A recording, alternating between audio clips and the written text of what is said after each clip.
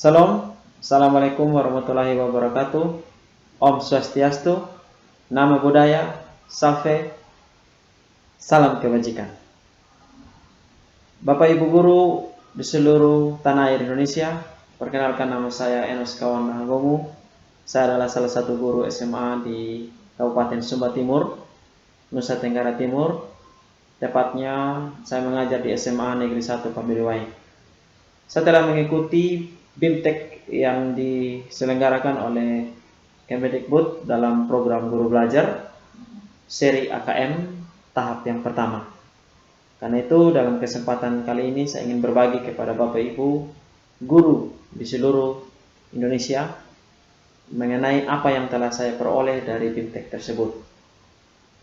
Pertama-tama, patut kita panjatkan puji syukur kepada Tuhan Yang Maha Esa karena kita masih diberikan kesempatan untuk berkarya, bekerja di lembaga kita masing-masing, walaupun dalam kondisi yang belum kondusif oleh karena masih mewabahnya virus COVID-19 ini.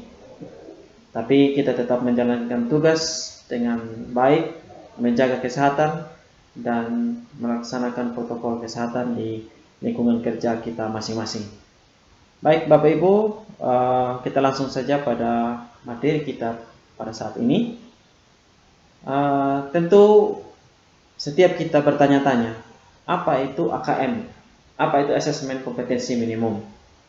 Namun sebelum kita lanjutkan Bapak Ibu, bagi Bapak Ibu yang belum subscribe ya channel ini, silakan subscribe dan tekan notifikasi agar Bapak Ibu tidak melewatkan video-video saya selanjutnya untuk memperkaya pengetahuan kita tentang dunia pendidikan. Baik Bapak Ibu, kita langsung pada materi. Pengantar pertama, kita harus mengetahui apa itu asesmen nasional.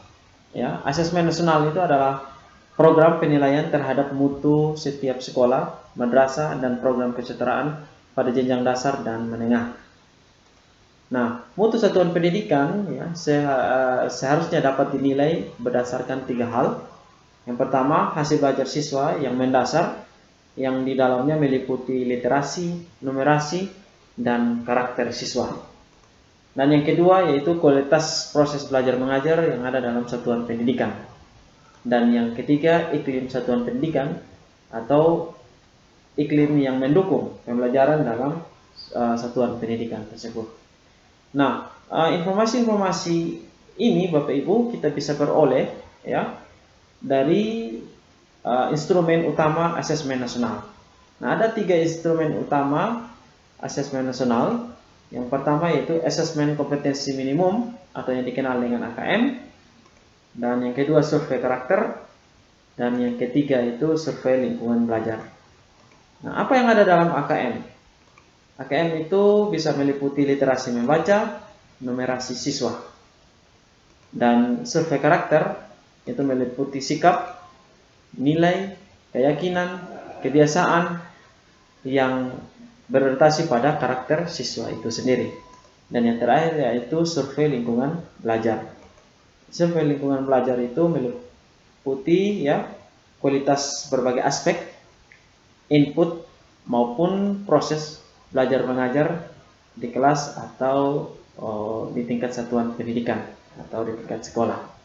Nah, instrumen utama inilah ya, ada 3 instrumen ini yang bisa dipakai untuk mengukur mutu atau kualitas pendidikan di tingkat satuan pendidikan bahkan taraf nasional.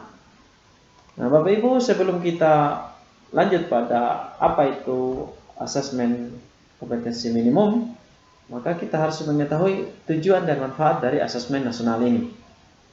Nah, yang pertama, tujuan dari asesmen nasional itu menghasilkan informasi untuk membantu perkembangan mutu dari waktu ke waktu pendidikan itu.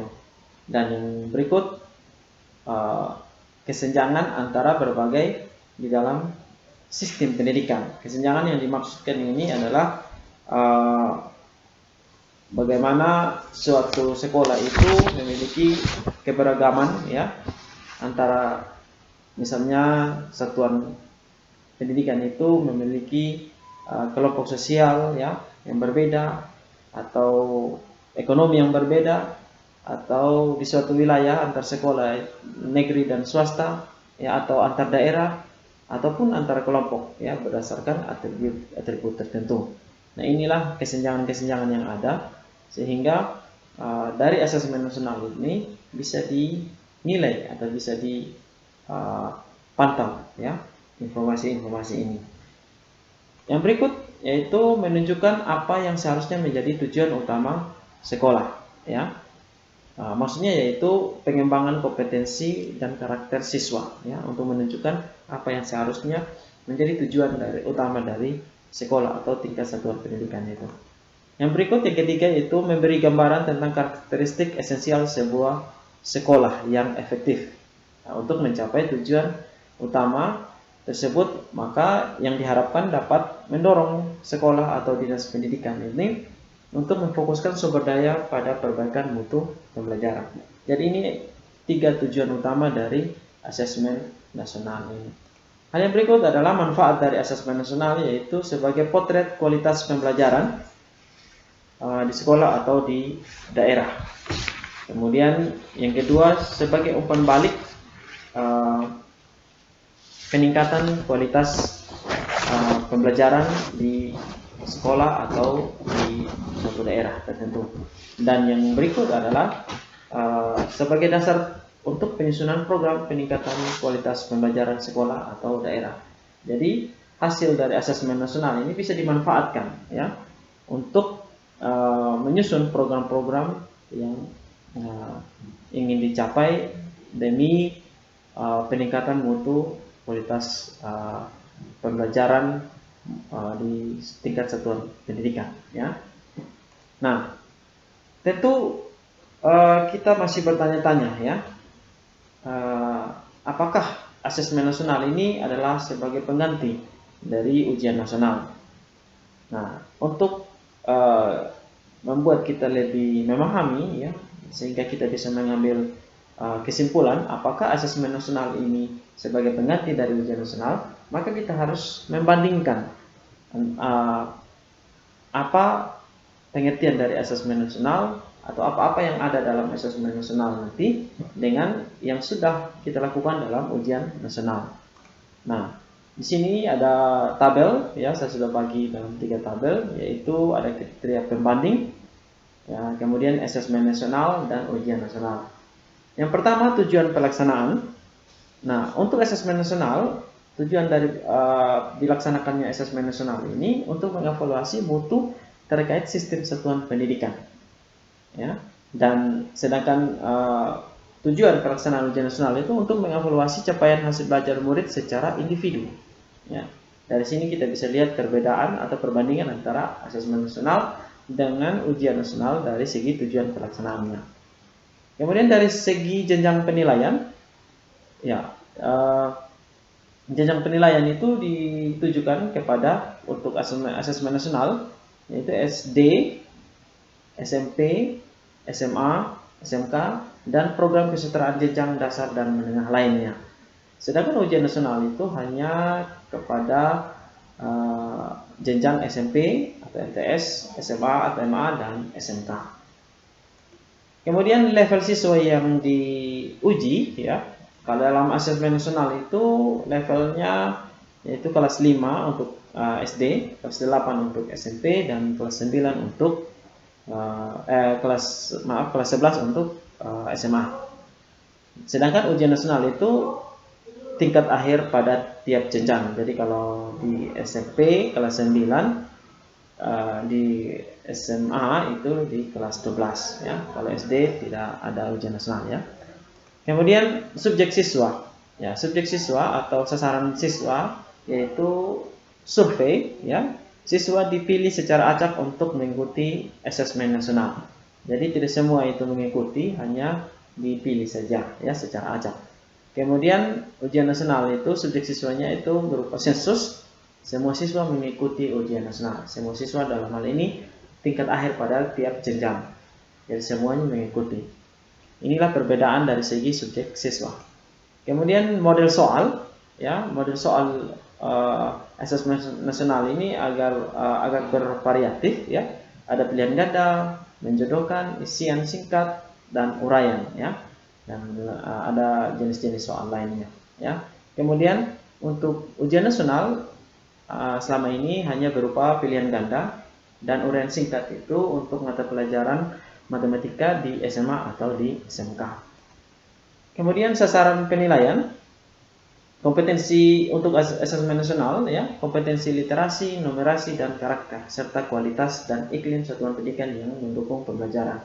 Jadi ini merupakan sasaran penilaian dari asesmen nasional. Sedangkan untuk ujian nasional itu berupa penguasaan terhadap mata pelajaran.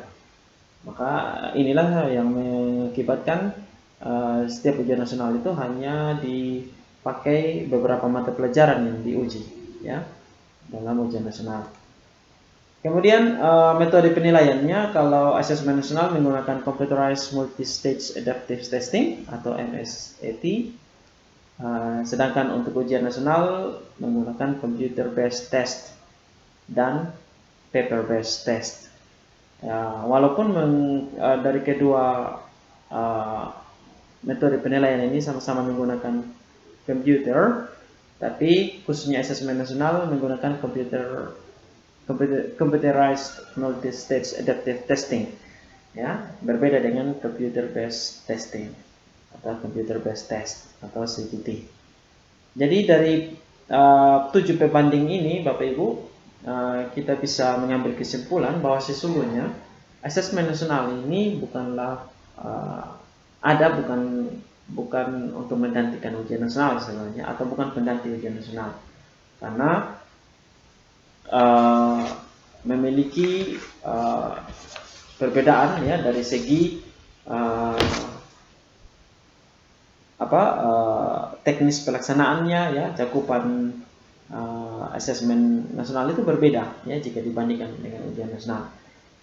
Asesmen nasional lebih memberikan gambaran yang lebih utuh, ya, dan luas mengenai mutu pendidikan, ya, bukan hanya dari segi kognitif saja, namun juga berupa karakter dan iklim belajar peserta didik, ya, dalam satuan pendidikan. Sedangkan kalau ujian nasional itu hanya menilai kognitif siswa saja, ya. Nah, kita bisa lihat dalam evaluasi ujian nasional, Bapak Ibu, ya, kebijakan dilaksanakannya asesmen nasional ini sebenarnya mengacu daripada kebijakan ujian nasional itu sendiri, ya, atau evaluasi dari ujian nasional itu sendiri. Jadi kata evaluasi ujian nasional itu tidak bisa mengukur karakter siswa, ya, dan iklim satuan pendidikan, maka diberlakukanlah kebijakan baru, yaitu kebijakan pelaksanaan asesmen nasional. Nah, ujian nasional, ya, seperti yang saya sampaikan tadi, pencapaian hasil belajar individu saja dan pembelajaran yang berorientasi pada ujian.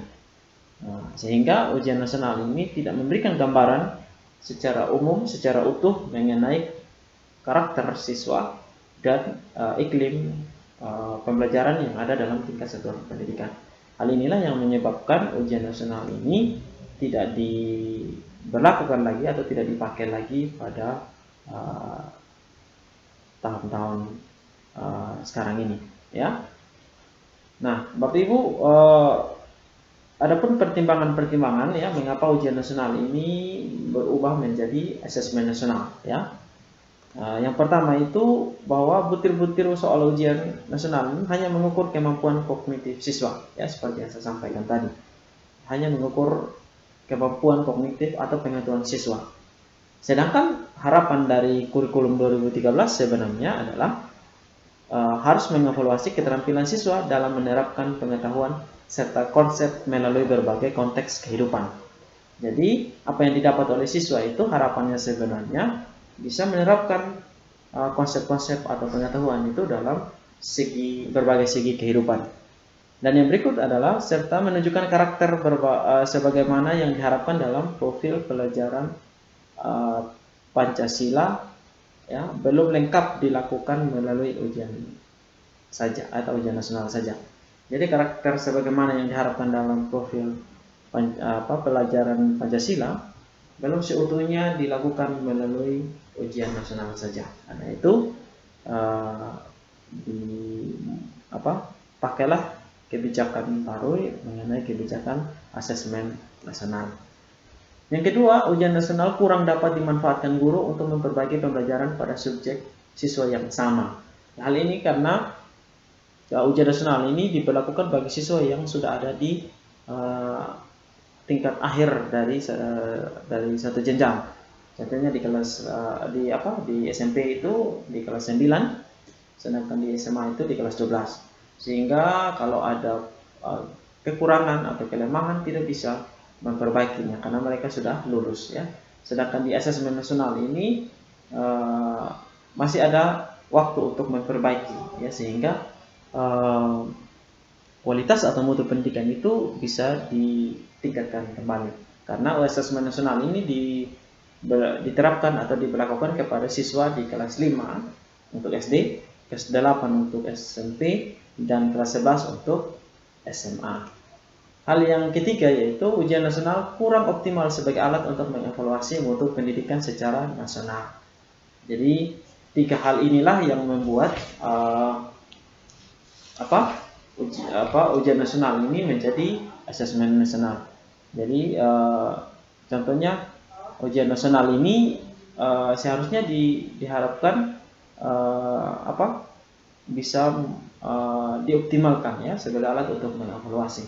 Namun yang terjadi adalah asesmen nasional ini adalah asesmen yang diterapkan di akhir jenjang seperti yang saya sampaikan tadi, sehingga lebih sebagai assessment of learning, ya, yang mengukur capaian akhir, bukan sebagai assessment for learning, ya, seperti yang menjadi karakteristik dari asesmen nasional. Jadi asesmen nasional ini adalah assessment for learning, ya. Jadi penilaian untuk perbaikan pembelajaran itu sendiri. Sehingga ujian nasional ini tidak bisa mengakomodir kebutuhan belajar yang diperlukan oleh siswa yang sama atau siswa yang bersangkutan. Nah, dari ketiga poin ini maka kita sesungguhnya dipersiapkan, ya, untuk menghadapi asesmen nasional dengan memahami tujuan, ya, dan manfaat asesmen nasional, serta kita dapat mengimplikasikannya dalam praktek, ya, atau strategi pembelajaran yang ada di kelas. Dengan kita mengetahui esensial atau apa itu asesmen nasional sebenarnya, kita bisa terapkan, ya, pembelajaran yang lebih kreatif, ya, yang berdasarkan pada kemampuan dasar, ya, atau kompetensi dasar yang ada dalam asesmen nasional, ya, atau yang dikenal dengan asesmen kompetensi minimum, yaitu literasi membaca dan numerasi siswa serta karakter siswa. Jadi dari hal-hal inilah yang bisa kita jadikan dasar dalam pembelajaran di kelas kita dalam mata pelajaran apa saja. Ya, jadi ini Bapak Ibu hal-hal yang mendasar yang ingin saya sampaikan, ya, dari materi yang saya sudah dapat dari BIMTEK AKN tahap 1 yang lalu. Jika Bapak Ibu ada pertanyaan, ya, silakan Bapak Ibu menulisnya dalam kolom komentar, ya. Dan yang belum subscribe, sekali lagi saya ingatkan untuk subscribe dan nantikan video tutorial saya selanjutnya berkaitan dengan masih seputar AKN, yaitu tentang numerasi dan literasi membaca siswa. Sekian dan terima kasih. Salam. Wassalamualaikum warahmatullahi wabarakatuh. Om Santi Santi Om. Namo Buddhaya. Salve, salam kebajikan.